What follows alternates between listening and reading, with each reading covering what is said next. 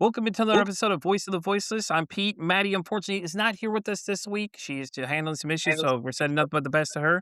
With that being said, my guest today is a three-time survivor of acute I'm sure I'm butchering this completely, leukemia, and a stroke survivor. She is now a trauma-informed cancer coach. She's also the author of Finding Your Way Back to the Heart, Cancer Treatment Ended Now What? She's also a personal trainer, yoga instructor, yoga for oncology certified, yoga for trauma, cancer exercise specialist, a PN1 nutritionist, somatic therapist, restorative yoga, NICAM, BMA, BM, trauma certified, happiness certified, and a level one Reiki healer. Please welcome in the very impressive Casey Kang. How you doing, Casey? I'm great. How are you? Jesus, that a lot of things to read, girl. Damn, you got a lot of things on that list. I'm a lifelong learner, so it'll never stop. Ob- Obviously, but dang, man, that's a lot. Like, you're a three-time survivor, a stroke survivor, and look at everything you've accomplished since then. Like, wow, that's impressive. What got you into all that kind of stuff, though? It started because of my own journey with recovery and trying to physically, mentally, and emotionally be able to move forward. And so it was my own curiosity to selfishly help myself, and because of that, now I'm able to lift up so many more people with me because of the solutions that I found that were necessary to be able to live without fear and move forward. Yeah. I could say that though, but I mean, wow, you've got a lot of areas that you're in. Is this like something you slowly built on? I mean, you wrote a book, you're yoga certified, you're all these other things that are on that monster list of things, man. You've accomplished so much, man. It's amazing, honestly. You're a three-time survivor, which congratulations on that. You survived a stroke. It's like, you're like life's trying to put me down, but I don't I listen, I'm hard to kill at this point. Yeah, that's what I say. Like I guess when your back's up against a wall, which that's what I felt like what I it was when I survived. There wasn't really a lot of help when I Mhm. was trying to figure it out, and so I was already in therapy, and it wasn't enough. Like I was like, okay, this hour is great, but the rest of the 7 days and 23 hours, like, what am I supposed to be doing? And, I just felt like everything that I did was leading me to the next thing, to the next thing, to the next thing, and so I just kept going until I felt like I was in a good place, like I had solid ground, and then I got to a place where I wasn't on solid ground, and I kept so then I meant I had to dive deeper into something and then find solid ground and do the same thing over and over again. Um, and it was everyone comes out of cancer going like, "Okay, great, I'm gonna live my best life," but no one teaches you how to go about doing that, you know? No, I was agree 100%. Yeah, Pete, I was terrified. Like, I woke up after they were like, "Yeah, I think you're okay." Like, literally going like, "Am I gonna" waking up like, "Am I gonna die today? Are they gonna call me today telling me, like, lab work came back and I have to go back into treatment again, like, for a 4th time?" And so, like, I was like, "I can't live." My somebody asked me, like, if I had 6 months more to live, am I okay with living it the way I was? And I said, "No." And that's when I knew something had to change, and it propelled everything. Yeah. Oh, I believe it though, especially getting a cancer diagnosis, a lot of people's minds go to just like dark places because that's usually the final word for people. Most people don't make it out, but you beat this thing three times and you've survived a stroke. It's like and now you're sharing all your experiences with everybody else, and I mean that's a really good question to ask somebody though. If you had 6 months to live, would you continue living the way you are, or would you change it? A lot of people would say yes, but you're like, no, I'm not satisfied with that. I want to do something meaningful. Right. Right. And I lived a lot of my journey, it was 5 years straight basically of just trying not to die. Hmm. Uh and we ran out of treatment options, and so there was constant fear and constant like, am I going to live through this to get to tomorrow? And you know, there was so much unknown and no guarantee with it all that it takes. you take a step back, and then when I got asked that question, I was like, "Oh," it brought it back full circle, like, "No, this is not okay. Like, I can't do this." Yeah, but I do love the title of the book, Finding a Way Back to the Heart Center, Cancer Treatment Ended. Now what? I mean, that's a great question for a lot of people. So, okay, well, cancer treatment ended. So now what? Is a lot of people's question, you know what I mean? And but you're filling in that void with like, there's so many other things you can do now. You still have life to look at, you know. You beat this thing, you might as well just go on and live a better life, you know, and just do something with it, make it meaningful, you know? Right, and I think it meaning that can mean something different to me, to you, to anyone, but to live scared of living, like, it's just that I think that's more heartbreaking than fearlessly trying to move forward and figure it out. Yeah. Yeah, the stress alone of just, like, every day wondering if you're gonna make it to the next day and things like that, it's just it's rough on you and it's rough on everybody around you, you know? And if you have a spouse, you know, it's hard on them too because they don't know what to do for you or what you're even thinking about in that state of mind, you know? You know, but look at you go though, like, you've got a long list of just things you've got here, it's you know, yoga and everything else, and yoga's great too though because it works so well a lot of mental health disorders because yoga is so freeing, like, I've tried it before. Let me tell you the most high intense thing with the most low least amount of impact you've ever done in your life is yoga, man, like, I've done it a few times and it's great, it restores your flexibility for me, you know, because I hurt my back when I was younger, so, you Mm. know, it helps with all that, and, you know, so I get some flexibility back now so I can actually move, you know, and things like that too, but you've got it all there, sir. Happiness certified, level 1 Reiki healer, you're doing it all, girl. You like, "Let me see what else I can add to this list of many, many things." Yeah, I mean, so the happiness certification is from Yale University, and I Okay. remember when I took this, this was, like, one of the very first things that I, like, kind of dove into for yoga, and I was like, I kinda took it as, like, a pessimist going into it, like, "How is this really gonna help me?" Right? You know? 'Cause I was like, "Is this a joke almost?" I couldn't believe that something like this existed, and so I took the course, and I was like and they are measurable results, like, you go in taking a survey, and you leave taking a survey, so it's like you can really see your progress, and it was dramatically different, and I was like, "Oh my god." I'm like, "That's insane." I go, "Okay." That taught me way more than I had anticipated, okay. Right, yeah. Oh. Yeah, that's crazy though, you know, it's like you have that listed there, you have cancer exercise specialist. So what is that exactly? Is it like ways to help relieve some of the pain that people are dealing with? Yeah, you know, because so much of the treatment impacts, like, our mobility, like, especially if you've had surgery or radiation, um, there's so much involved in the physical body that, like, we have to make modifications to do things, just as a result of going through things that, movement isn't so essential to life that it's like, okay, well, if you've had surgery, like specifically breast cancer surgery and you've had Mhm. reconstruction, there's a lot of upper chest mobility, issues that come along with it for a lot of women, like tightness of the muscles, all of these things. And if you don't know how to work with that, it becomes frustrating, especially for women, because they're like, "Well, I can't do these things," or "I'm not supposed to pick up over 10 pounds," I'm told. Well, yes and no. You can eventually pick up more weight, but it's you have to learn how to use your body differently. Yeah. Yeah, for my main show, Petri's Society, I did interview somebody who did a memoir about breast cancer, and it was the wildest book I've ever read in my life. I read it front to back. I saw the pictures. Like hats off to these ladies that go through that thing, man. Like it's some rough things to look at, man. Like those saw like scars they have and the stitch.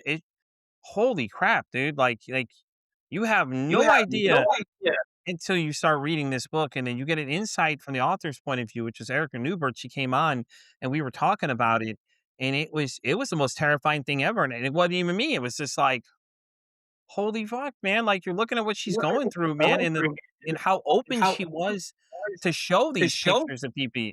And it was horrible because she referred to them several times as Frankenstein scars, and I'm like, it was some rough things to look at. Like, needless to say, but it was a great perspective of what people that are going through cancer would what their mindset would be.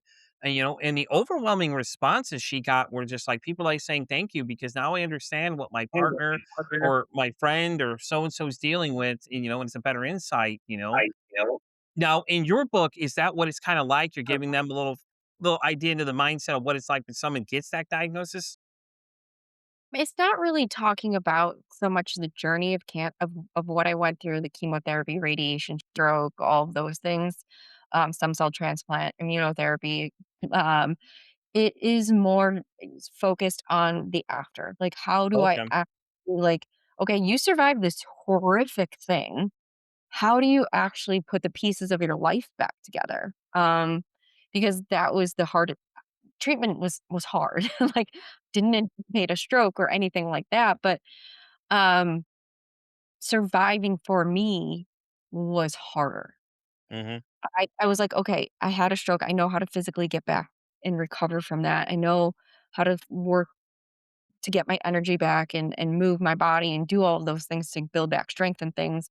But I didn't know how to move forward from surviving something by the time I finished treatment, I was like 36, but Hmm. my life totally 100% different. And I didn't know what to do. I didn't know how to handle that. And that's what the book is about, is like, how do you cope with with living again? And how do you get back at it? Yeah. Yeah, and you have a different mindset now that you're not battling this horrible thing, and all that stuff too. But you should consider writing a memoir about like what it was like going through those things. Because it sounds like you did every treatment that is out there, and just, Didn't it would be interesting though. Get an interesting perspective for people of what you were dealing with and what was going on, your mindset of what it felt like, and stuff like that too. I think it'd be an interesting book. Listen, if you do write it, we're gonna call it "Hard to Kill" though, because we gotta coin that term. Oh my god, that is such a beautiful title, actually. I'm That's kinda telling you, perfect. I'm telling you, that's what it's be perfect. "Hard to Kill," the Casey Kang story. There you Yeah, go. like, cancer definitely tried really hard.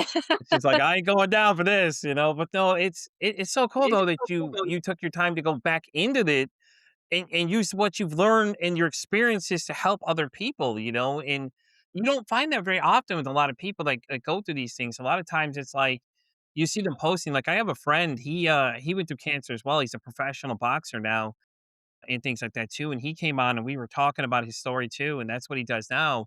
He does a podcast as well. And that's what he's all about, is talking to people, have been through these situations and these crazy things while he travels the world and boxes and all this other kind of stuff, and it's really cool when you see somebody, but damn, you really put a lot of work back into it.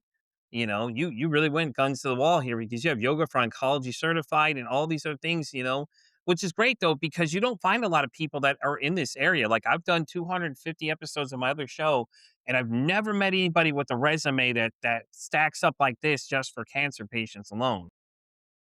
Yeah, I mean, like, I just felt like we were such underserved market. Like, myself, like, I couldn't find anybody. I couldn't find anybody to help me. And I'm like, in with the world of Instagram and Facebook and all these Hmm. things, that I couldn't find anyone. And so I was just like, okay, I guess then I have to figure this out. And then once I did and I started sharing what I was doing, everyone kept, well, like, what else did you do? What else did you?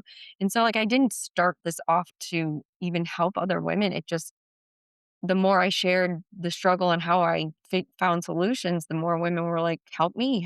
And I was like, "Of course, like, let's go." I mean, we don't have time to waste, so let's figure it Yeah, out together. and that's awesome though. You got such an uplifting response though when you were sharing your own story, because a lot of people, depending on what it is, the internet's not a friendly place at times for people. You get some wild things. If Maddie was here, she would tell you about her whole story. Her backstory was, she was on like 18 different medications for mental health disorders and all this other crazy stuff, you know, and and the internet wasn't fun to her at all. They were just trashing her, telling her to go to a mental hospital, this and that, all these kind of things. So Maddie's accomplished a lot though. She's working on her master's right now and everything else. She's got awards from UNC and things like that. And she's got meetings of the chancellors and things, all these other really cool things. So she has a support group as well on her side. It's called J&E. And when we met on my main show, I asked her to come do this side project with me, and she's been having a blast. So and things like that too. But she's been through a lot too as well, and it's really cool to see people being very receptive. Are they the same way about the book though too? I mean, you have to be getting great reviews for it. Yeah, I mean, I've gotten some really great feedback about, it gives women a place to at least start and figure Mhm. out, like, "Oh, okay, this makes sense." Like, all these steps that you've suggested here make sense, right? There's a lot of questions inside of the book as opposed to answers, right?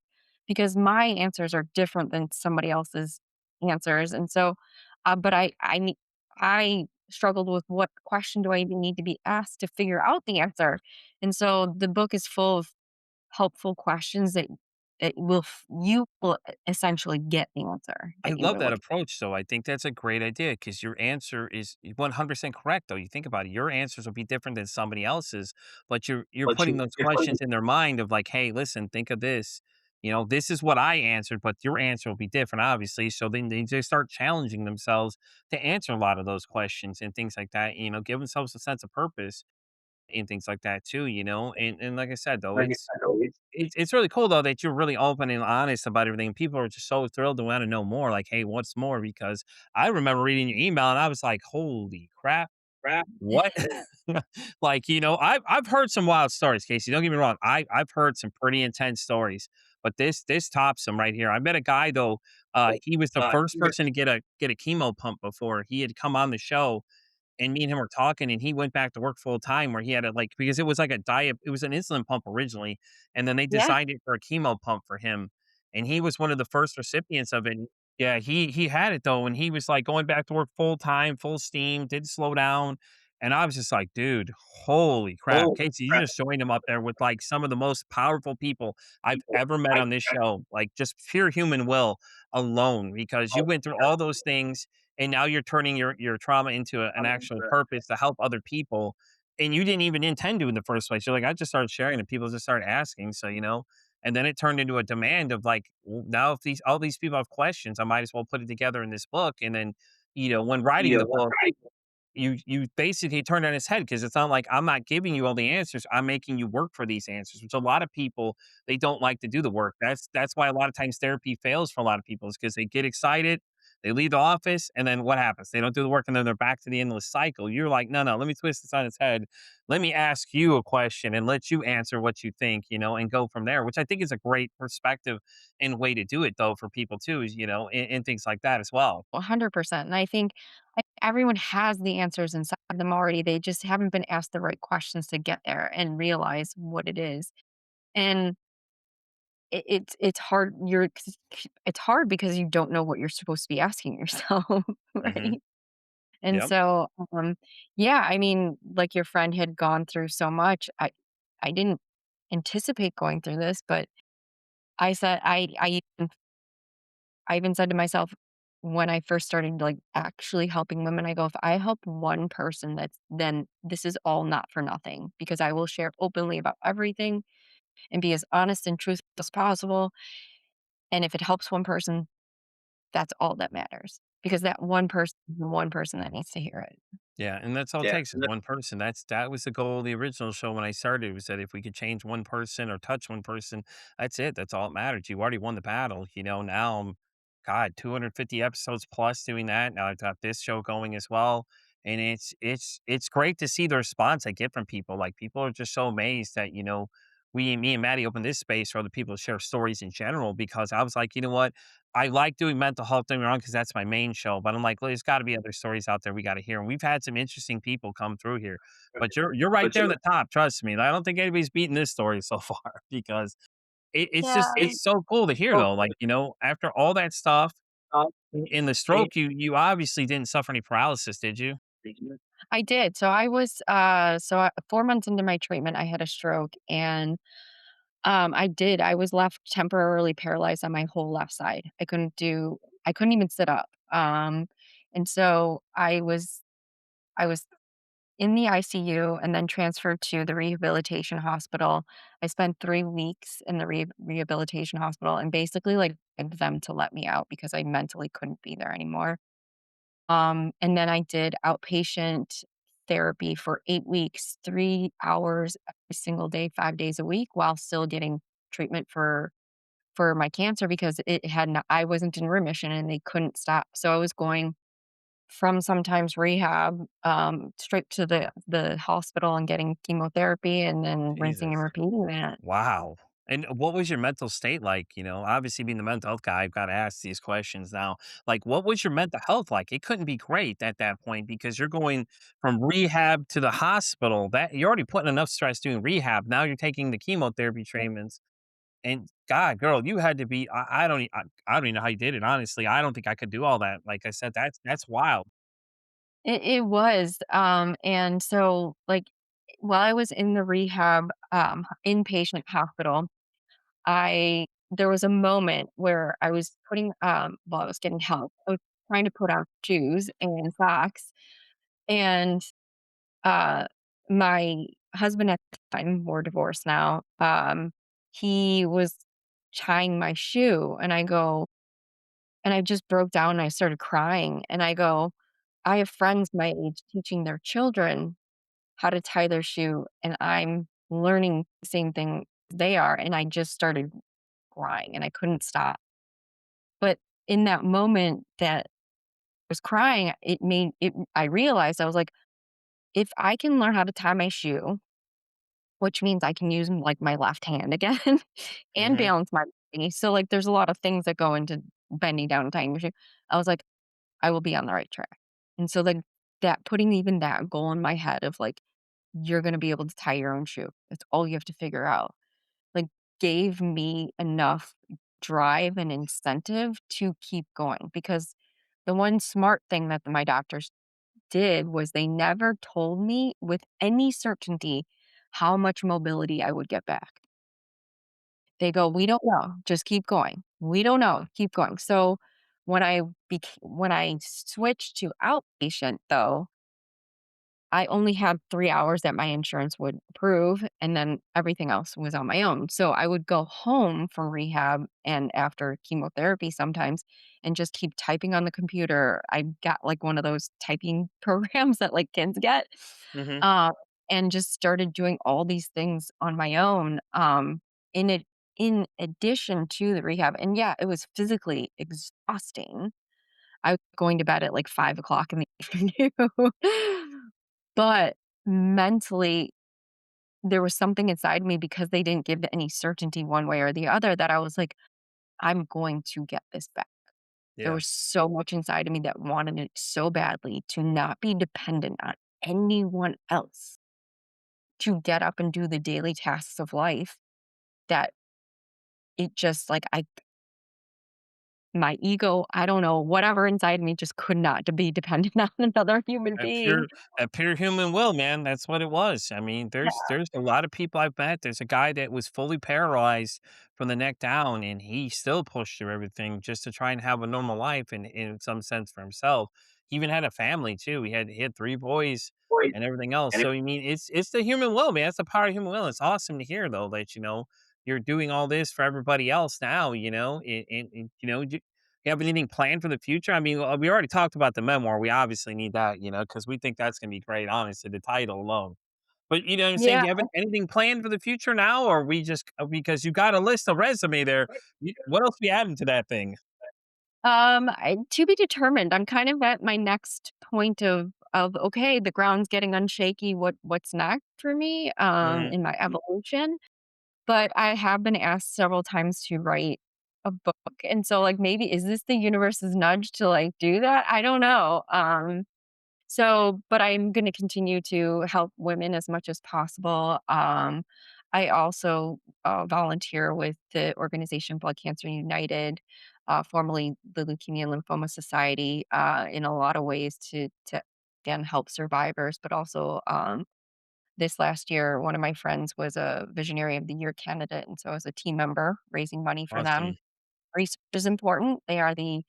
They're spearheading a lot of the drugs, and without them, I wouldn't be here today. One of the immunotherapies they developed saved my life. So giving back is huge for me in inside of the cancer space, period, because without I just feel like we all deserve that opportunity and that chance to live a long life. And without research and innovation, we won't have that. And I think you touched on a point earlier. You said there's not a lot out there for you guys. Like you went looking and you didn't find anything. So you're creating a space for people where there's a demand. Like there's not a lot of people like yourself out there, and it gives you the opportunity to try and find others and just start creating that space for people to have somewhere to go, get the information. Like Alzheimer's is another one too. I did a brain awareness special with somebody.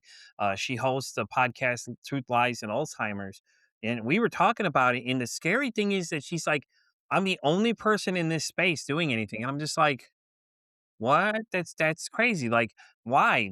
For something that is right there on the top, like on the top 10 list of things that are killing the people, we don't know a lot about. It's crazy, and it's the same thing with cancer. It's like a lot of people with cancer, but it's like, nobody thinks of the aftermath because everybody thinks it's the end all be all, and stuff like that. But it's like for people like you that survived, it's like like your book says, like now what? Now what do I do now? Mhm.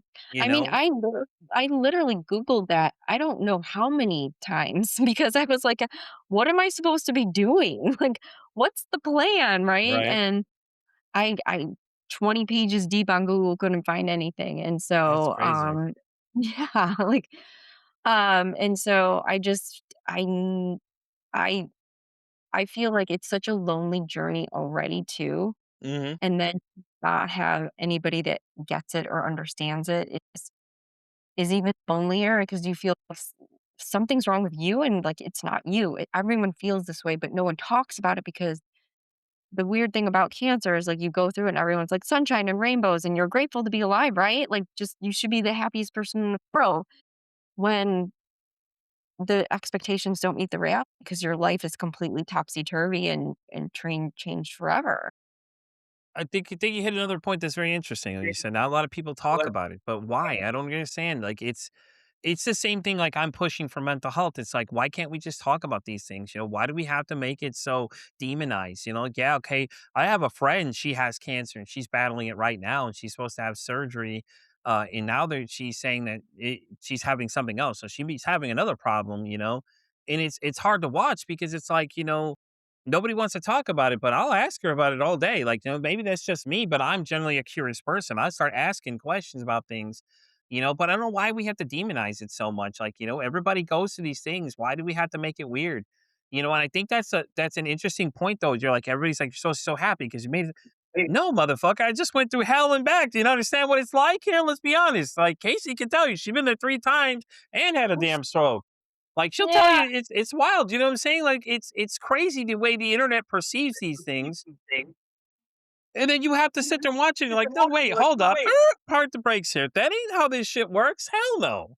Right, right. Like That's why we I need this book so bad, Casey. That's why we need the book. Damn it. We need to know what it's like. You know what I mean? And you ever consider doing like keynote speaking and things about it too? I mean, if you do the book, that's something you should look into too, possibly going out there and telling people your story because I feel like a lot of people be able to connect with it though and be in the same place you were, and then they don't feel so alone. I feel like it's such a lonely thing when you find out you have it, and then it's like people start like, well, I don't want to bother them because no, go bother them. They want some human interaction. It's the same thing with mental health. It's like as soon as you mention it, everybody gets so scared, and it's like, okay, well, we'll mention it, and then sweep it under the rug. And it's like, why? Why do you do these kind of things? And it's like we just like to demonize things that aren't fun to talk about.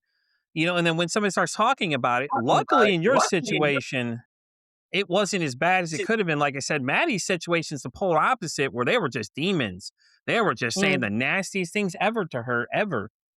But they yeah. find out about your story, and then it's like, oh well, and I think it's because a lot of people, cancer, like people do talk a little bit about it, but a lot of people, it's more of a serious thing. A lot of people take it more serious versus mental health, as we are seeing. And a lot of people now are now talking a little more, but not enough at the rate. I could go on for days about the suicide rates that we're looking at are just insane. Yeah. Mhm. But you know what I'm saying though? It's so weird. Why do we have to demonize everything? Why can't we just have open conversations about these things? And we as a society, we need to stop doing those things. Stop demonizing anything, especially their guys' situation. Because what you guys go through is it's a hell. You're basically going to Mhm. war with your own body, man. You're taking in chemo, which is radiation. Yeah. chemo And the things radiation. you're going through and the things you're going through, and, like, I watched my aunt go through it. She had breast cancer, and you just saw her. She was just miserable in the back scene. Every time we were in a big group call together, she's just back there, just not feeling it at all, and she's out of it, sick to her stomach. She was using edibles to help with her appetite and things like that too, which I thought was great, because I know a lot of these drugs, you cover a lot of side effects and things, you're gonna get that with anything you get, honestly. Not to demonize pharmacies and things like it. I get it. If you need it, you need it, but whatever works for you, really, at the end of the day, it works. Hers Yeah. was just, taking some edibles that helped, and, which really is great to see, because she was always a very lively person and things like that too. And I remember when she had all the hair loss and had to shave her head and was asking me about it and things like that, because I'm bald and I shaved mine a long time ago. I love it. It's great. I'm gonna be honest with you. The first time I did it's the last time I ever didn't stop doing it. But, it was so hard, but, you always wanted to check in on them and see how they're doing, and every time, she'd post something, you always wanna celebrate with her and blow it up bigger than it had to be just because, man, like, you don't understand what a lot of these guys are going through, and, like, when I read Erica's book, it was a little more insight to the mental struggle a lot of you guys are dealing with. Yeah, she had breast cancer, but she still had cancer in general, and when you get that diagnosis, it's hard, man, because it's like, that's the death sentence. Just like when people told me when I found out I had diabetes, I was like, "Oh, shit," then everybody started treating it like a death sentence. I'm like, "It doesn't have to be that way, though." No, I agree with you. Our society has a way of anything that makes people uncomfortable of sweeping under the rug, right? Like, if you're not doing great, we don't wanna hear about it.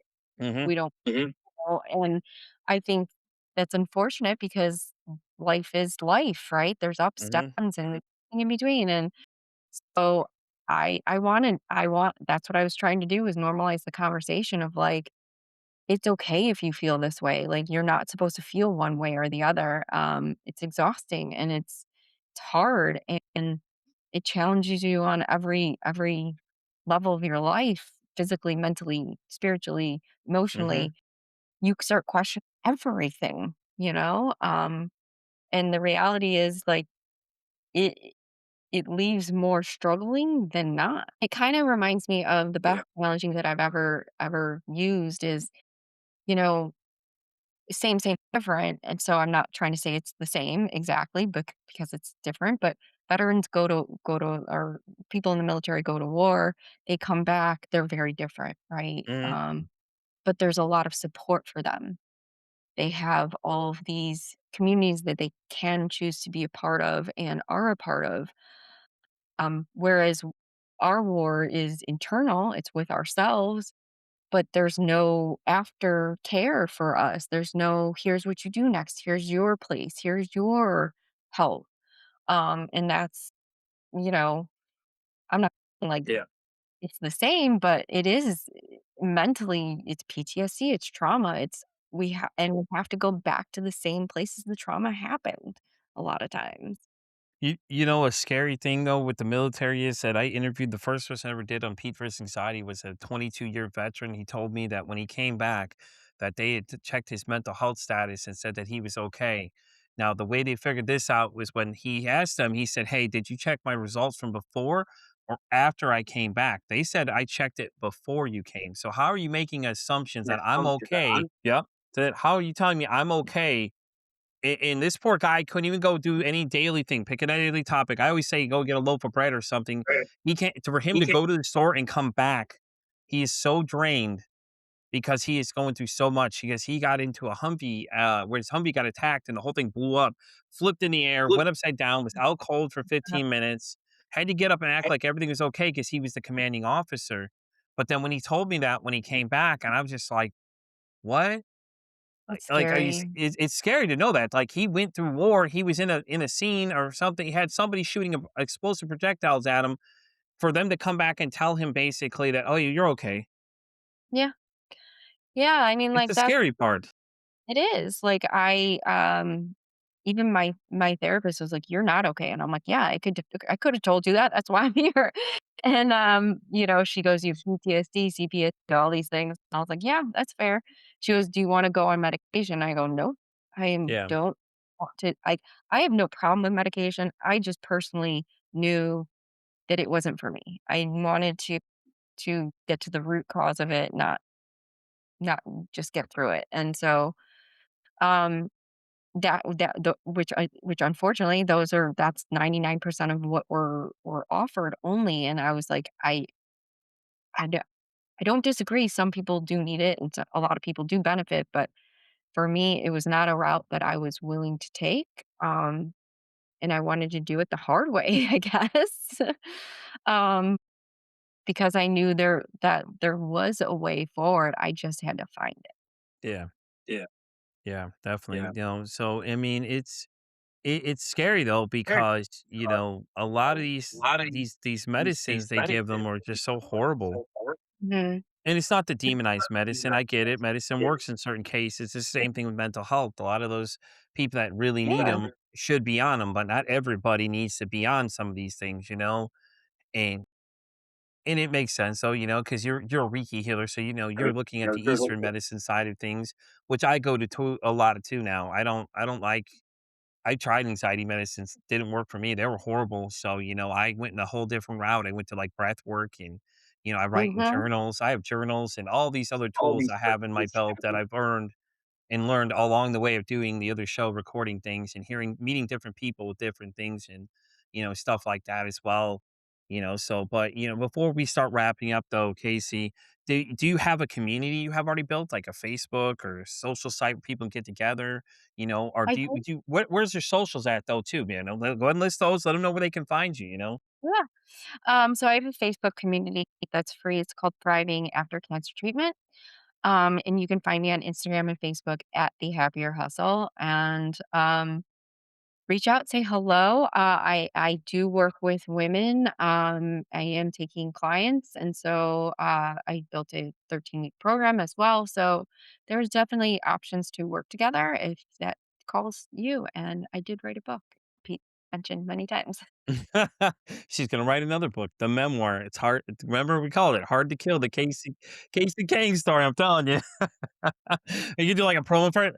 She's hard to kill. Casey Kang is hard to kill. I Think of will like give you Major League full 2 credit. of yeah? Oh, yeah, listen, listen, the only thing I'm asking for is if you do it, write a book, I want a signed copy for my collection, so I can say that I had you on the show at some point and things like that too, because it's been a great honor having you here. It's so great hanging out with you. I wish Maddie could be here for this, and hang out, but listen, if you have the second book, you're gonna have to come back. You can Well, meet that Maddie I that time. know. Maddie, it'll hopefully you'll be back at that time and things like that too. Guys, I will get all those socials and links and everything.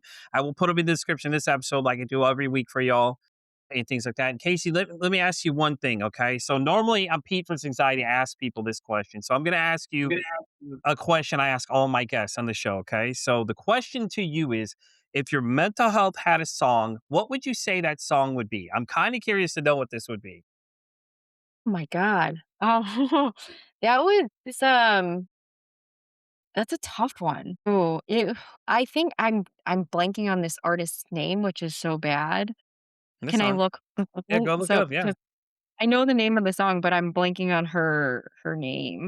I had Kimberly Lou, who's been featured on HBO, ESPN, all those major network names. Hers was God, what the hell was it? She played what the song was. I had to go look up what the song was too.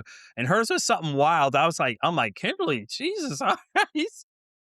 So we've had some interesting ones. I think the last person I asked that question to, Casey, his answer was Grandma got ran over by a reindeer. I died Oh, laughing. wow, that's hilarious. I was like, this is Um, great. I love this. Mine would probably be "Rise Up" by Audra Day, Okay, and okay. yeah, it's one of those songs where you're just like, the hits keep coming, but you just keep going, like, you just I love like it. I love it. I love it. Well, Casey, thank you again so much for being here on Voice of the Voiceless with me. Do you have any last words for everybody before we sign off? You want to give a little roaring applause for them or something? What do you want to go say to the people? no, you're stronger than you think you are, and don't give up. I love And it. if you really need help, you reach out to someone, anyone. Um, People do love you and care about you. I love it. Thank you so much, Casey, again, guys. With that being said, we're going to wrap up this episode of Voice of the Voices. You know where to find us every Saturday, 9 a.m. every week. People like Casey will be here to hang out with us. Unfortunately, Maddie was not here. Maddie, we're sending nothing but the best to you as always. Guys, and always say, be bold, be brave, be one of the voice of the voiceless. Until next time, guys, I'm signing off. Later.